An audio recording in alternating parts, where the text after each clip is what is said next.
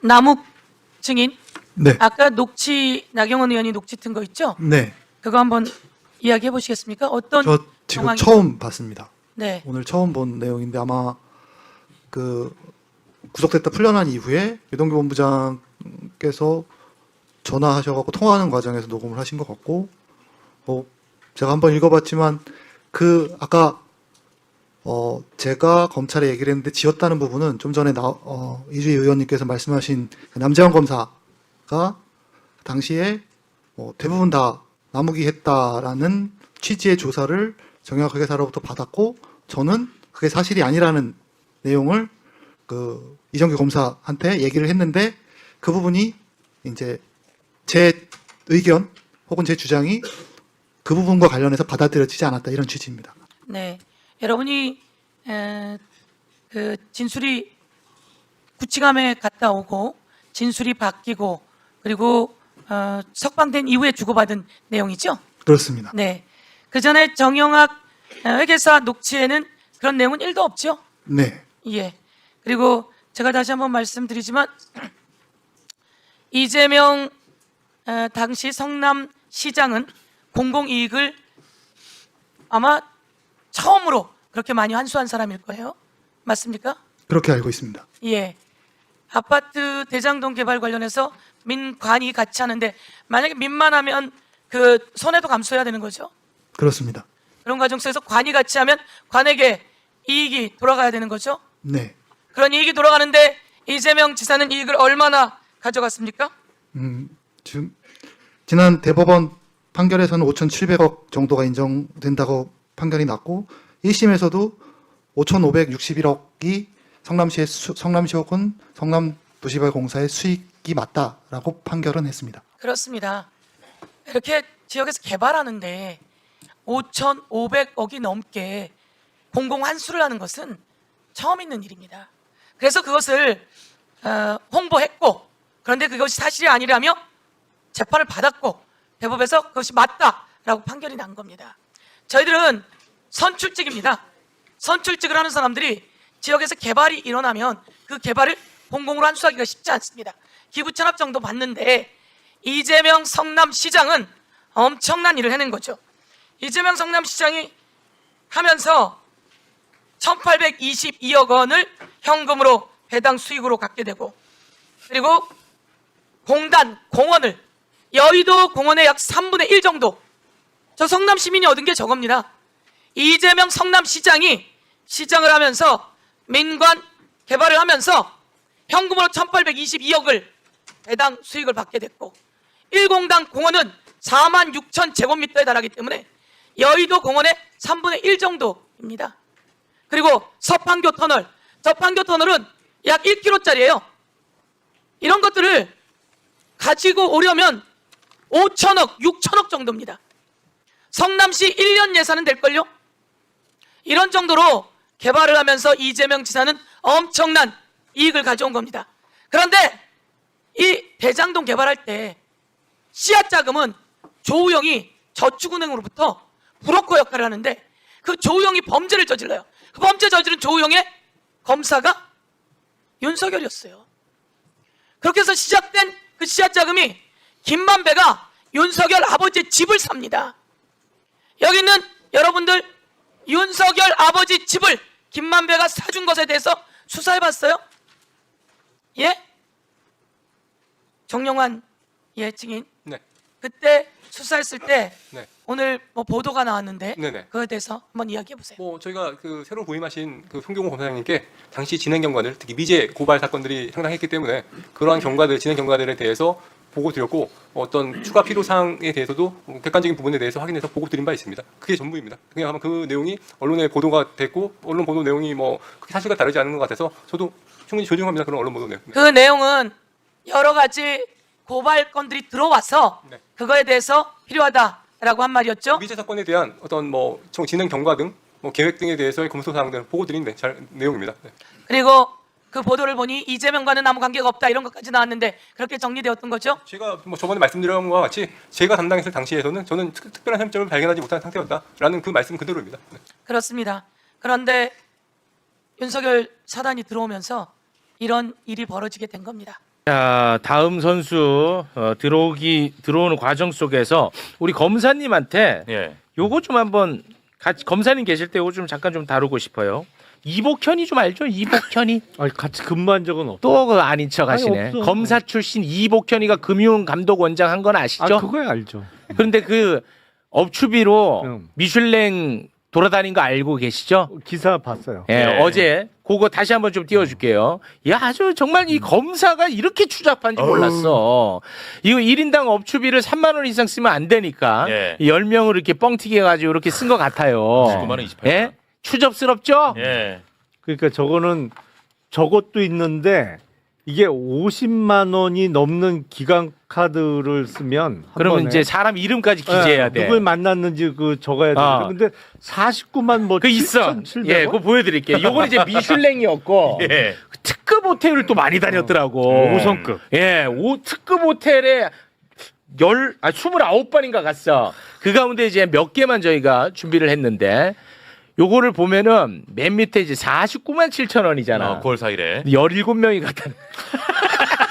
에라이 씨. 그러니까 야. 저거는 두 야. 가지 조건을 피해가기 위한 거야. 그러니까 그렇지. 1인당 3만 원을 넘으면 안 돼. 그렇지. 법상. 어. 그리고 한 번에 50만 원을 넘게 쓰면 누굴 만났는지 적어내야 돼. 그렇지. 17명 이름을 다 적어야 돼. 그러니까 아유, 17명이면 49만 7천 원을 17로 나누면 3만 원에서 살짝 빠지잖아. 네, 그렇죠. 그러니까 50만 원 미만, 1인당 3만 원 미만을 기가 막히게 맞췄는데 네. 어떻게 보세요? 저게 사실이니까 저게 호텔에서 밥을 먹으면 어떻게 17명이 먹으면 한 490만 원쯤 나오지 않아요? 아이, 490까지는 아니더라도 한 1, 200만 원은 좋게 나오지. 훨씬 더 나옵니다. 아니, 그러니까. 지금 이 다닌 곳을 봤더니 1인당 45만 원짜리가 있어요. 아, 그래요? 예, 1인당. 그리고 뭐 1인당 32만 원짜리 있고 뭐 등등등 있어요. 그러니까 이거 안 맞아요, 이게. 안 맞는다고. 이거 해석할 필요가 뭐가 있어요? 예, 이게. 그거는 뭐 얘기할 필요가 네. 없어요.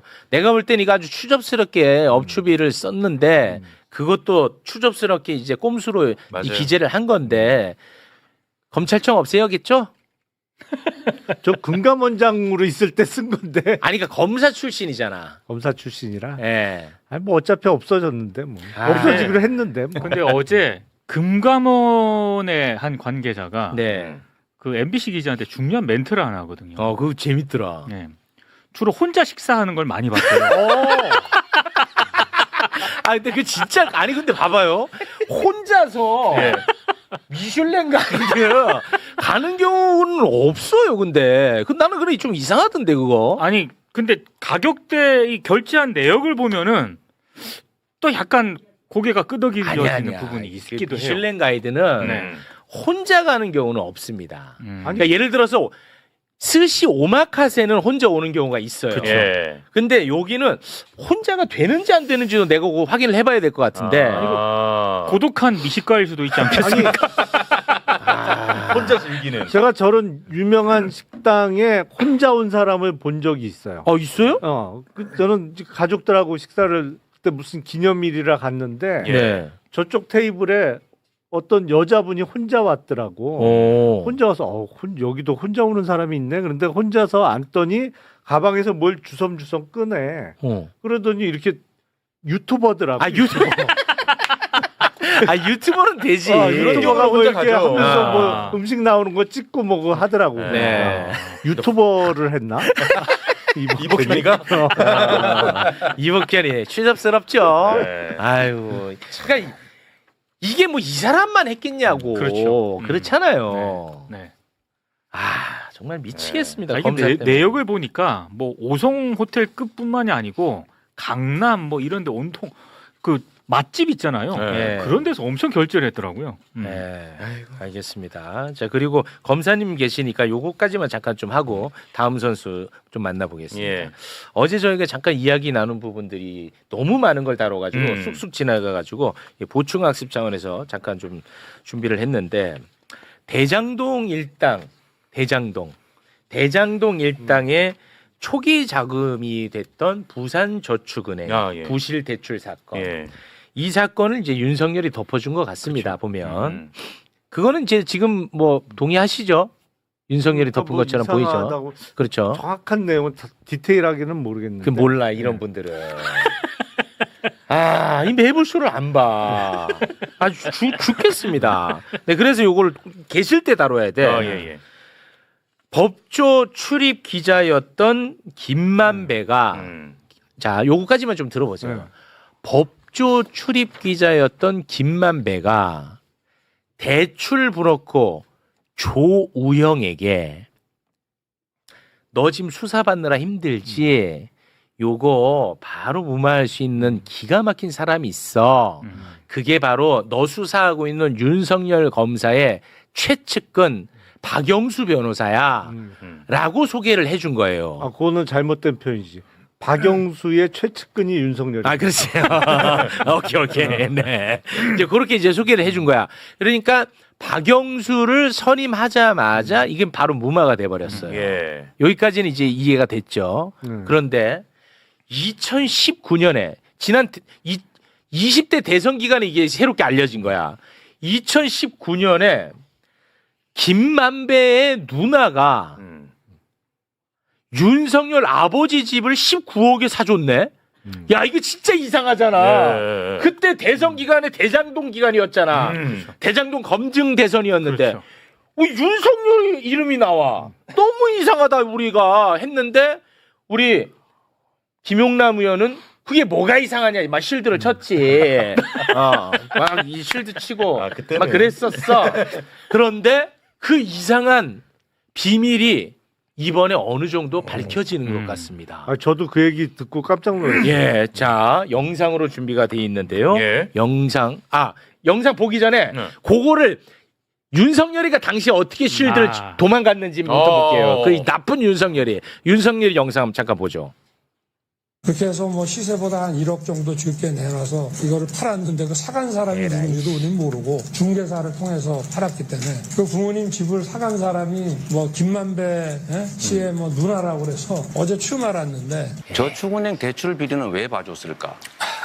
우연히 김만배의 누나는 왜 아버지의 집을 샀을까? 제 질문에 대해서 자꾸 이렇게 다른 걸 얘기를 하시는 거 보니까 여기에 대해서 답을 못 하시네요. 내가 윤석열 이제 전문가다 보니까 저놈은 딱 걸릴 때는 딱 요렇게 해요. 진짜 매번 그래. 맞는 것 같아. 네. 우리는 이제 사후적으로 뭐가 이제 진짜인지는 알게 됐으니까 지금 돌이켜서 보면은 매번 딱 걸리잖아.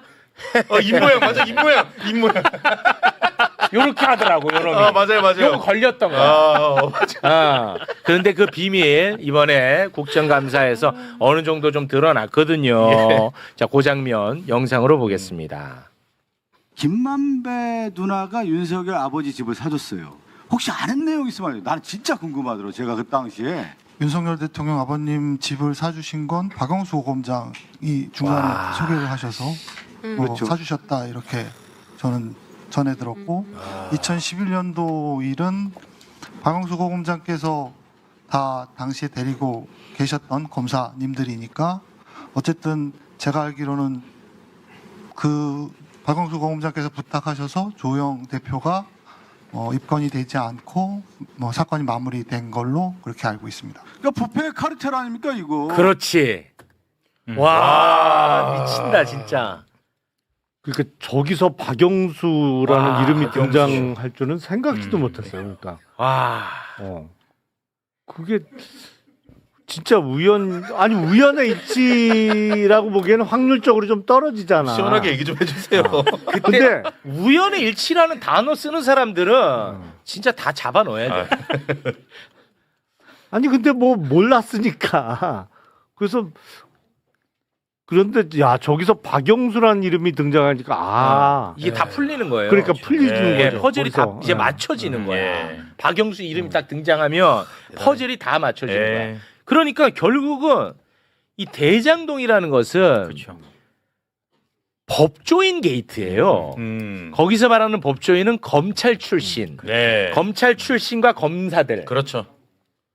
검찰 게이트였던 거야.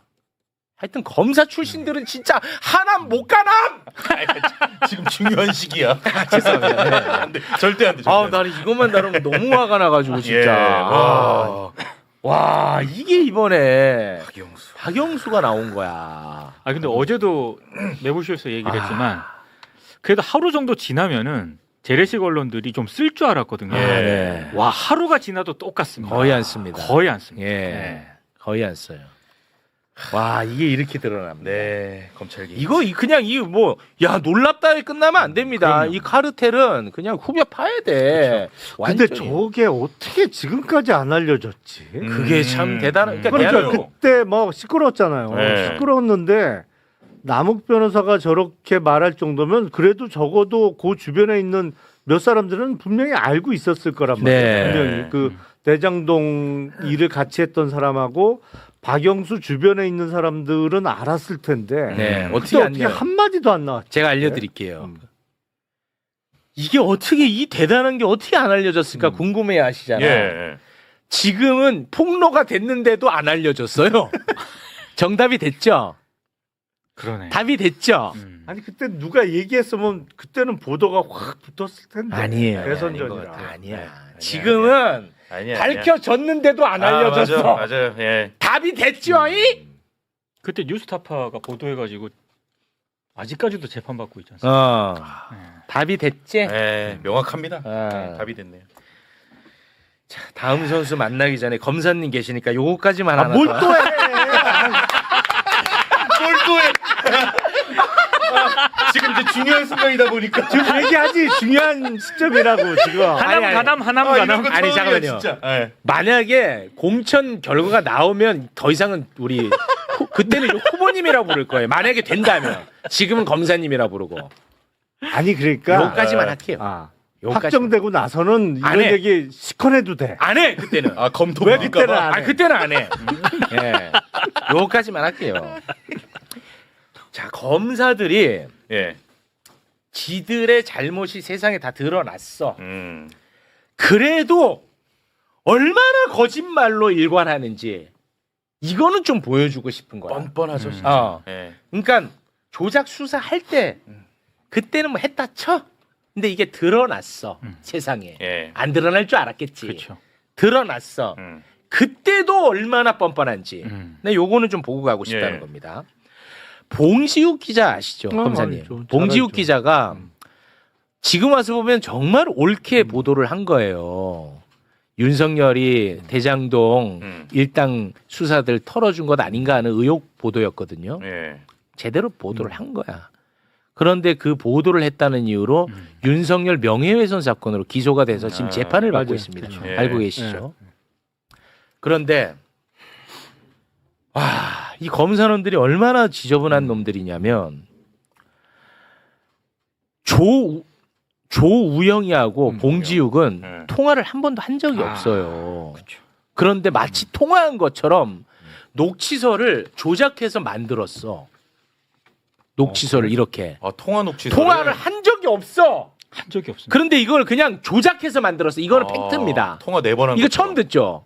처음 듣는데. 그러니까 안 알려지잖아. 다 알려졌는데도 안 알려지잖아. 처음 듣죠? 이거를 통화한 적이 없어요. 아니 녹취 파일도 그럼 없을 거 아니에요? 없어요. 녹취 없다고. 파일이 없는데 녹취서만 있어? 그렇지. 근데 이렇게 만든 거야. 근데 이거는 이제 세상에 알려졌어요. 그래서 이거를 조작한 놈이 누구냐? 강백신이에요. 강백신이한테 이걸 물어봅니다. 예. 현장에서. 예. 그때 어떻게 답을 하는지 한번 좀 봐주세요. 와 놀라시네.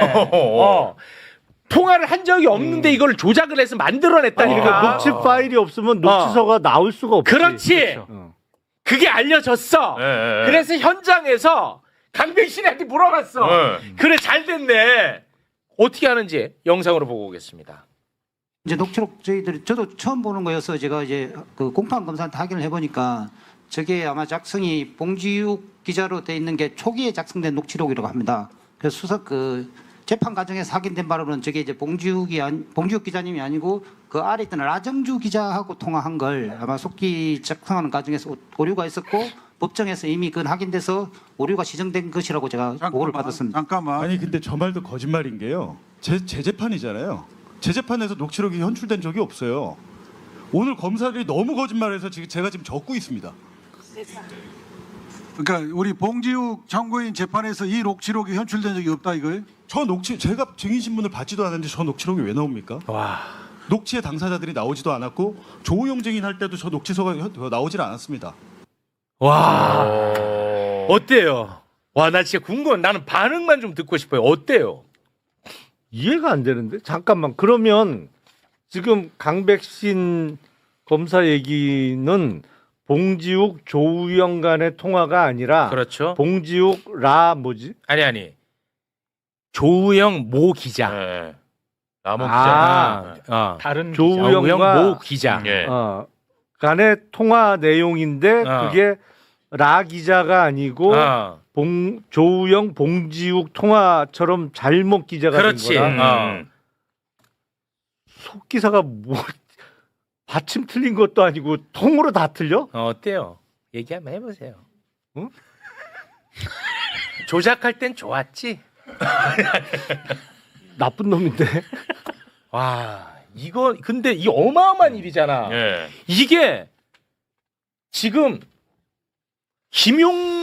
김용남 의원님도 모르고 있잖아. 그렇죠. 얼마나 보도가 안 되면. 그렇죠. 이 충격적인 일이 세상이 떠들썩해야 됩니다. 맞습니다. 근데 저놈은 조작 플러스 위증까지 한 걸로 보이잖아. 예, 예. 그러니까 마지막까지도 나쁜 거야. 다 드러났잖아, 다. 저건 진짜 심각한데. 아니 와.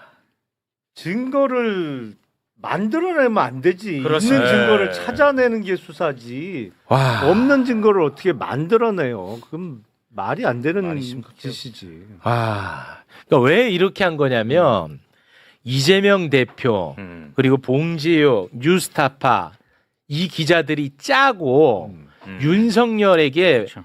불리한 여론을 조성하려고 했다라는 것을 세상에 알리고 싶으니까 조우영하고 예. 봉지욱은 계속 소통하는 사이가 돼야 돼. 통화 여러 번 했다. 뭔 말인지 알겠지? 예. 그러면 조우영 라모 기자 간의 통화는 있어요? 그거는? 그거는 뭐 있는지 없는지 제가 잘 모르겠어요. 그거는 강백신이가 그걸로 착각했다고 얘기를 하니까. 네. 아니 근데 그렇다고 무슨 사람 이름을 통화하지 않은 사람 이름을 맞습니다. 문서에 적을 수는 없지. 예. 그래도. 이게 너무 안 알려져서 잠깐 좀 보충학습.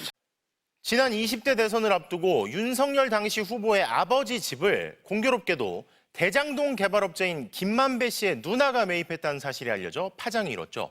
그래서 당시에도 검찰이 의심했던 이재명 후보가 아니라 오히려 윤석열 후보가 대장동 업자들과 특수관계 아니냐는 의혹이 제기됐었는데 어젯밤 청문회에서 이 의혹을 풀 수 있는 단서가 나왔습니다. 김현지 기자가 보도합니다. 어젯밤 열린 조작기소 국정조사 청문회. 대장동 개발업자 남욱 변호사가 20대 대선을 앞두고 논란이 됐던 윤석열 전 대통령 부친의 서울 연희동 집 매각에 대해 입을 열었습니다. 당시 화천대유 최대 주주 김만배 씨의 누나가 해당 주택을 살 수 있었던 배경에 박영수 전 특검의 역할이 있었다는 겁니다. 제가 듣기론 윤석열 대통령 아버님 집을 사주신 건 박영수 검장이 중간에 소개를 하셔서 앞서 지난 2019년 4월 윤 전 대통령의 부친은 45년 동안 살던 주택을 19억 원에 김 씨 누나에게 팔았습니다. 이후 대선을 앞두고 이 사실이 드러나면서 이재명 후보가 아니라 오히려 윤석열 후보가 대장동 일당과 특수관계 아니냐는 의혹이 나왔습니다. 로또처럼 그게 이상한 거래가 하나 터져버렸어요. 좀 기이하다. 이 정상적이지가 않다. 그럼 그 배경도 있을 것 아닙니까? 당시 윤 후보는 부친이 금 매물로 판 정상적 거래였다며 김만배 씨와의 관련성을 부인했습니다. 사간 사람이 누군지도 우리는 모르고 중개사를 통해서 팔았기 때문에 뭐 김만배 씨의 뭐 누나라고 그래서 어제 처음 알았는데 TV 토론에서도 즉답을 피했습니다. 저축은행 대출 비리는 왜 봐줬을까? 우연히 김만배의 누나는 왜 아버지의 집을 샀을까? 제 질문에 대해서 자꾸 이렇게 다른 걸 얘기를 하시는 거 보니까 결국 김만배의 누나가 윤석열 대통령 부친의 자택을 매입하는 과정에 박영수 전 특검이 깊숙이 개입했다는 정황이 만천하에 드러났습니다. 이는 단순한 부동산 거래가 아니라 거대한 카르텔의 실체를 적나라하게 보여준 셈이죠. 검찰은 그동안 무엇을 숨기려 했는지 시청자 여러분은 이미 직감하셨을 겁니다. 화천대유의 자금이 어떤 경로로 흘러갔는지 드디어 퍼즐 조각이 맞춰지고 있다는 비판이 쏟아지고야 말았습니다. 무너진 정의를 바로잡기 위해 이제는 국민이 눈을 부라리고 지켜봐야 할 때라고 확신합니다. 진실은 결코 가려지지 않는다는 사실을 이번 사건이 다시 한번 증명해냈습니다. 이 영상에 좋아요와 댓글 달아주시면 더 많은 사람들이 이 영상을 볼 수 있습니다.